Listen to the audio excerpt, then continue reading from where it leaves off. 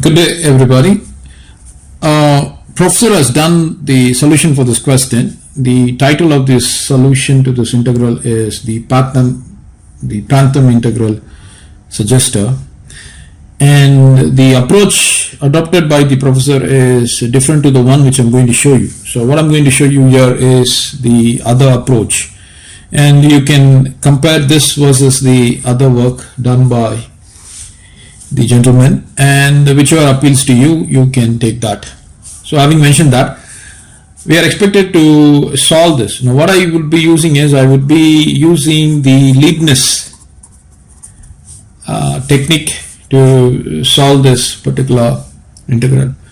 Now for that, let me define a function. Let f of u be equal to integral 0 to infinity e raised to the power of negative x squared cos of u times x times dx. Now this particular function will give us the original function when u is equal to 1. If you were to substitute u is equal to 1, you will get back the original integral. In other words, the integral given to us. So having defined this particular function, let me differentiate with respect to u.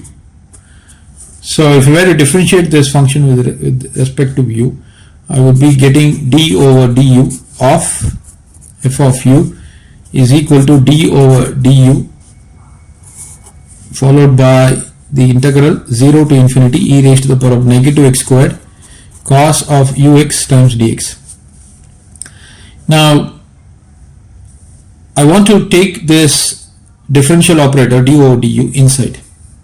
To do that, the necessary condition that is needed for this change of the operators is that this should be a continuous function. Now clearly this is a continuous function.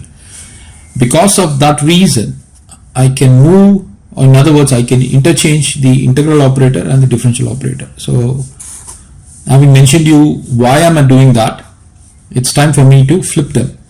So this is integral 0 to infinity d over du. When it moves inside, will become dou over dou u because of the presence of the variable u and the variable x.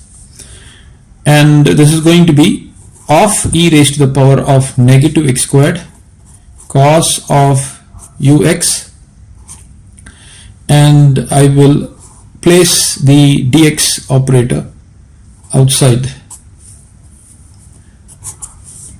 So this would be the differentiation, and after which we will perform the integration. Now this is dou over dou u, and this is e raised to the power of negative x squared. So this will be treated as a constant, so you can take that out. So this is going to be integral 0 to infinity e raised to the power of negative x squared comes out, followed by dou over dou u of cos of ux, and place the square parenthesis followed by the dx operator. Now this is equal to integral 0 to infinity e raised to the power of negative x squared dou over dou u of cos ux. That would give me negative sine of ux.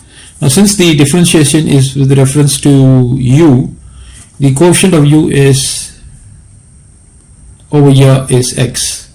So we need to multiply the entire quantity by x. So let me place x over here, and that completes the partial differentiation, followed by the operator dx. Now this can be further rewritten as, in a nicer manner, taking the negative sign out, negative integral 0 to infinity x times e raised to the power of negative x squared times sine of ux times dx. On the left hand side, it is d over du of f of u, and that is nothing but f dash of u. So let me place that f dash of u there. Now I would like to integrate this. So let me consider, probably I will take this as 2, and I will consider this quantity, integral 0 to infinity x times e raised to the power of negative x squared times sine of ux times dx. Now I would be using integration by parts. So let me take u to be equal to sine of ux and dv to be equal to x times e raised to the power of negative x squared times dx. Now differentiating this is going to be du is equal to differentiation of sine u is going to be cos u x. We are differentiating with reference to, in fact, on the right hand side we are actually taking the differentiation with reference to x here. So that would mean we would have to multiply this entire quantity by u, because as I mentioned to you, so this is going to be differentiation of sine ux is going to be cos ux multiplied with the quantity that is adjoining x, that's going to be u, times dx. So that completes the differentiation. So in this case we would be performing the integration. So for that, what I wish to do is I would like to let x squared be equal to sum t. So this is 2 times x dx is equal to dt. I need only x dx, so x dx is equal to dt over 2. So over here you got integral dv is equal to integral x dx is going to be dt. I place the 1 over 2 here, and e raised to the power of x squared is going to be negative t. So if you were to integrate this is going to give me negative 1 over 2, because of the presence of a negative sign, e raised to the power of negative t, which can be rewritten as negative 1 over 2 times e raised to the power of negative x squared. So this is my v. So I have obtained my v. I've also got my du. I know my u, and now it's time to use the integration by parts formula, which is nothing but uv negative integral v du. Now this is equal to, my u is sine ux, so place that sine ux there, times my v is negative 1 over 2 times e raised to the power of negative x squared. The limits are 0 to infinity. So 0 to infinity, negative integral, negative will become positive, 1 over 2 can be placed here, and my v is e raised to the power of negative x squared. My du is going to be u times of cos ux times dx. This is what I have got, right? So I can actually take my u out.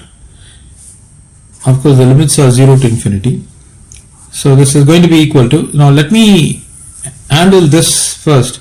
Now if you were to substitute the upper limit, e raised to the power of negative infinity, that's going to be 0. If you were to substitute the lower limit, this sign of 0 is going to lead us into 0.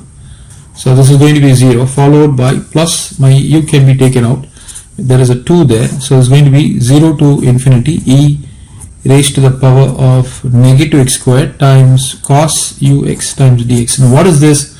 This is nothing but the quantity that we started. This is going to be integral 0 to infinity x times e raised to the power of negative x squared sine ux times dx. So this is what we have got. So now you can clearly see that I have taken here this particular equation to be as 2. So now we can rewrite 2. So therefore 2 can be rewritten as f dash of u is equal to, negative sign is there, so place the negative sign, negative, and in place of this entire quantity we need to place this quantity. So this is going to be u over 2 integral 0 to infinity e raised to the power of negative x squared cos of ux times dx. Now but if you remember, what is this exactly? This is nothing but the function that we defined. See, clearly you can see this is the function that we defined, right? F of u is equal to integral 0 to infinity e raised to the power of negative x squared cos of ux times dx. So you can place that. So this is equal to negative u over 2. This is going to be my f of u. So f dash of u is equal to negative u over 2 f of u. Now this can be rewritten as, f dash of u is going to be df over du is equal to negative u over 2 times f. Now this is actually ordinary differential equation, and by variable separable method this can be rewritten as df over f is equal to u times du. Of course there is a 2 there, you can place the 2, and now what we can do is we can integrate both sides. So if I were to integrate both sides, df over f is going to give me ln f is equal to negative 2 can be taken out, 1 over 2 can be taken out, integration of this is going to be u squared divided by 2. So this is equal to negative u squared over 4. So this is what we've got. Now we need to place the arbitrary constant c because we are dealing with indefinite integral. So let me place this as c1. I'm sure that we are going to be encountering another constant, so that's the reason I'm placing it as c1. Now there is a formula in logarithm. If you got something like this, log a to the base b is equal to some x, you can rewrite this as a is equal to b raised to the power of x. Now in this case you get ln f to the base e is equal to some y, then you can write f is equal to e raised to the power of y, right?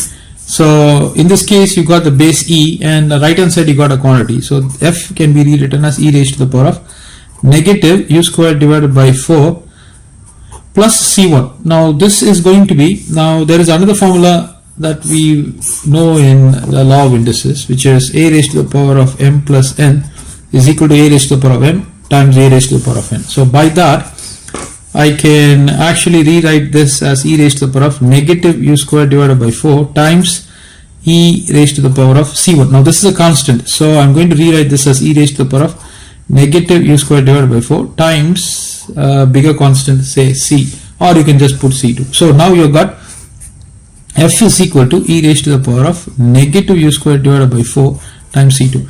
But what is f?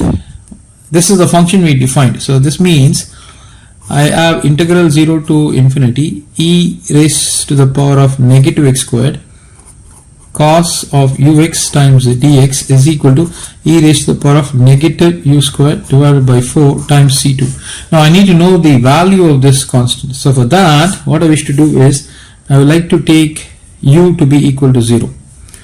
Now if I were to take u to be is equal to 0, now let u to be equal to 0. If I were to take u to be equal to 0, this is going to give me 1. So let me use this part of the page. So c2 is equal to 0 cos 0 is 1. Now let me show you what exactly we are getting. We would be getting the following value. So this is going to be integral 0 to infinity e raised to the power of negative x squared times dx. This is equal to my constant. I hope you can see this. This is going to be equal to my constant c2. So this is what we have got. But a very important observation that you have to know. Now this is a popular integral. I have already done the integration of this quantity. This is called as the Euler-Poisson integral, and from Euler-Poisson integral we have got the result. You can check. I will be placing the link how to integrate this quantity. You can check that out. Now from Euler-Poisson's integral we know that integral negative infinity to infinity e raised to the power of negative x squared times the dx is equal to root of pi. This is the value we have got, right? As I mentioned to you, I have completely worked this out. You can check this out. Now since this is from negative infinity to infinity, I can rewrite this as 2 times integral 0 to infinity e raised to the power of negative x squared dx is equal to root of pi. Now I need only this quantity. So what I can do is I can push this 2 down. So therefore I get integral 0 to infinity e raised to the power of negative x squared dx is equal to root of pi divided by 2. So this is the value you have got. So this value is the root of pi divided by 2. So therefore c2, what is c2? So this would mean my c2 is equal to root of pi divided by 2. This is the value of c2, right? So now you got the value of c2 and you have actually evaluated this integral, right? You have evaluated this integral. Now let me take this as 3. I'm going to use a space there because I don't want to break the continuity. So let me just finish this off. So this would mean, what is the meaning of this? This means the integral 0 to infinity e raised to the power of negative x squared cos of ux times the dx is equal to e raised to the power of negative u squared divided by 4 times c2. As I mentioned to you, c2 is the root of pi divided by 2, right? But we don't need cos of ux, right? We wanted a special case when u is equal to 1. This is what we needed. So When u is equal to 1, this is going to be integral 0 to infinity e raised to the power of negative x squared cos x dx is equal to, u is equal to 1 here. So this is e raised to the power of negative 1 over 4, right? Negative 1 over 4, u is equal to 1 times root of pi divided by 2. So this is the final answer. So let me rewrite it one more time. E raised to the power of negative 1 over 4 times root of pi divided by 2. So this is the final solution for this particular question, which I have already mentioned to you. And this is the solution for this question. So I hope you enjoyed this question and the solution shown here. Please like, share and subscribe. Until we meet again, pleasant night.